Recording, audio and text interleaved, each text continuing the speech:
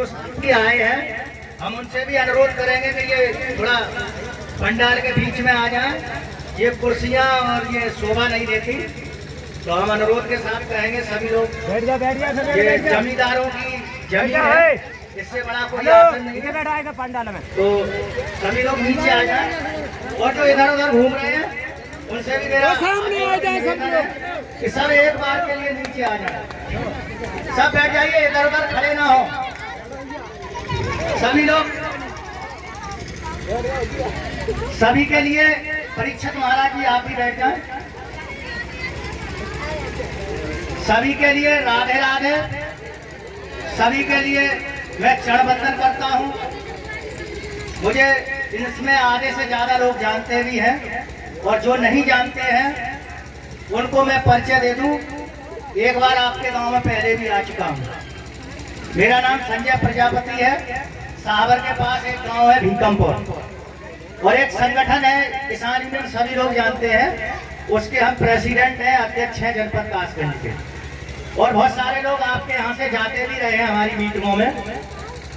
ये बड़ा प्रसन्नता का विषय है और बहुत ही हर्ष का विषय है कि आज आपके यहाँ एक सामूहिक कार्यक्रम श्रीमद् भागवत महापुराण का आयोजन हो रहा है। तो ये आपके गांव पर और आपके लोगों पर बहुत ही भगवान श्री कृष्ण की असीम अनुकंपा है और उससे भी ज्यादा अनुकंपा हमारे ऊपर है कि आप लोगों ने हमारे लिए यहाँ बुलाया, जो प्यार और स्नेह दिया उसके हम हमेशा आभारी और ऋणी रहेंगे।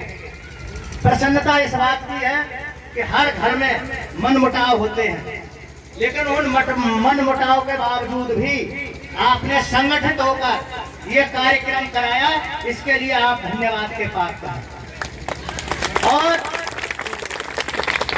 आपके बीच का भाई और आपके बीच का बेटा जो आज बोल रहा हूं, आपने देखा होगा हमारे फेसबुक, ट्विटर और व्हाट्सएप के जरिए कि हम मुख्यमंत्री माननीय योगी आदित्यनाथ जी से भी मिले थे और हमारी उनसे वार्ता लगातार 10 मिनट हुई थी, जबकि मुख्यमंत्री से मिलने के लिए लोग लाइन में लगे रहते हैं और उनको समय नहीं मिलता।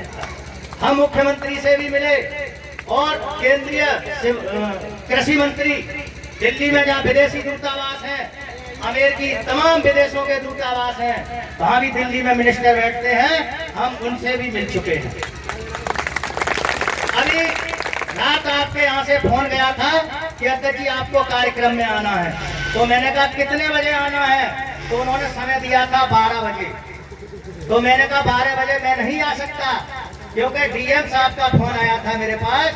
12 बजे से 2 बजे तक डीएम साहब के साथ मेरी बैठक होनी थी, जो बैठक करके आपके गांव में सीधा आया। और ये मेरे साथी हैं, सब डीएम की बैठक करके आए, सब साथ हैं। मेरा कहने का मतलब ये है कि आप लोग भागवत कराइए, अच्छी बात है, लेकिन भागवत के साथ अपने कर्मों में भी सुधार करिए, अपने कर्म सुधारिए। आपके ससुर और सास घर में सेवा के लिए है, भूखी है, आप उनको प्रताड़ित करते हैं और यहाँ आहुति दे रहे हैं, तो शायद उस आहुति का कोई औचित्य नहीं है।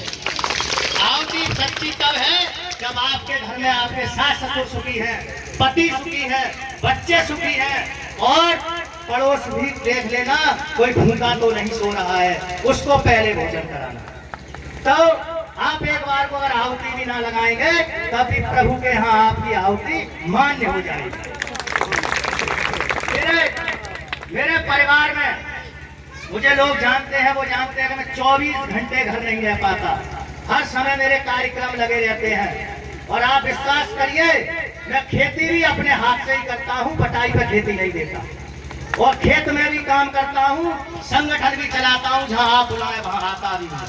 सब लोगों ने देखा ये सब संभव कब हो पा रहा है, ये सब राधा रानी और भगवान श्री कृष्ण की अनुकंपा के ऊपर है। वो चाह रहे हैं, हम वो कर रहे हैं, हमारा बस कुछ नहीं है जो हम कर पाए। मेरा अनुरोध ये है कि आप भागवत के माध्यम से अगर एकजुट हुए हैं तो ये एकजुटता बनाए रखना, और एकजुटता का फल ये होता है कि आपके लिए कोई भी कितना भी दबंग हो, कितना भी ताकतवर हो, आपका कुछ बिगाड़ नहीं सकता अगर जब तक आप संगठन में। और आज आपका भाई जो विधायक चुने जाते हैं, आप विधायकों को जानते होंगे, सांसदों को जानते होंगे, और जो मेरे बारे में जानते होंगे, मैं कभी विधायक और सांसदों को घास नहीं डालता हूं, चाहे तो कोई रिकॉर्ड करके देखे।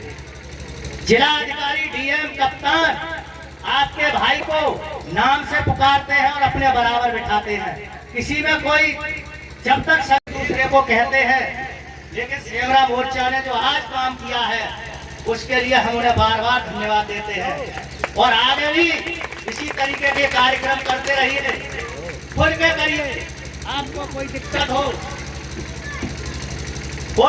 हो, किसी भी तरीके की, तन, मन और धन, तीन ही चीजें होती हैं आदमी के पास। हमारे संगठन की ओर से आप जो मदद चाहेंगे वो मदद हम देने के लिए हमेशा तैयार हैं 24 घंटे। कोई आप जो करना है करिए, बस हमें बताइए।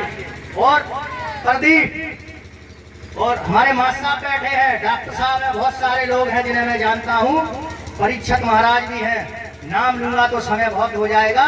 मेरा एक ही अनुरोध है, जो छोटे छोटे मतभेद हैं उनको भुलाकर आगे बढ़िए। और आज जो आपके सामने बैठे हैं, हर गांव से एक एक व्यक्ति बैठा है, और संगठन से जुड़िए। संगठन की ताकत यहाँ के लोग जानते हैं। अभी कोई बाकिया नहीं पड़ा है, बाकिया पड़ा है तो मिचखुरी गांव पड़ा है। मिचखुरी था वो गांव, मिचखुरी में संगठन का मोर्चा पड़ चुका है।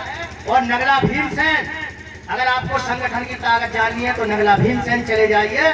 और आपका जो एसडीओ सड़परा, जेई को अगर बंधक बनाने का काम था, पेड़ से बांधने का काम था, एसओ से सड़परा में रुपए वापस कराने का काम था, ये सब हमारे संगठन ने किया है।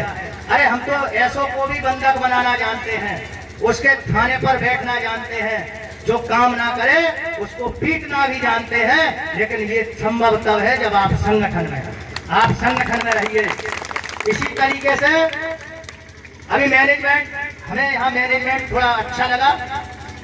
ये प्रदीप है, ये नए नए यहाँ युवा आ रहे हैं। और ये तुम वायरलेस सिस्टम देख रहे हो, ये लड़का लगाए है वायरलेस।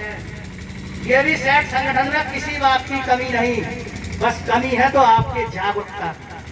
क्यों भाई ओमवीर भाई साहब हैं यहाँ, आप लोग काफी सक्रिय रहे, लेकिन जितना सक्रिय होना चाहिए आप नहीं रहे। उसके लिए मैं आपसे अनुरोध हाथ जोड़कर करना चाहता हूँ कि महीने में हमें 8 दिन मत दो, 4 दिन मत दो, 2 दिन भी मत दो, लेकिन 1 दिन तो अवश्य दो। 1 दिन से क्या होगा कि ये संगठन के जो लोग बैठे हैं, ऐसे हर गांव में लोग हैं, आपका परिचय होगा। और समय का कोई पता नहीं कब किस पे कौन सी आफत आ जाए, कब कौन पे किस पर दुखों का पहाड़ टूट जाए। लेकिन संगठन सक्षम है, पैसे से भी मदद करेगा और लक्ष्य से भी मदद करेगा। कोई कमजोर न समझे अपने आप को। बाकी समय बहुत हो चुका है, अभी आपके शास्त्री जी भी पहुंच गए हैं।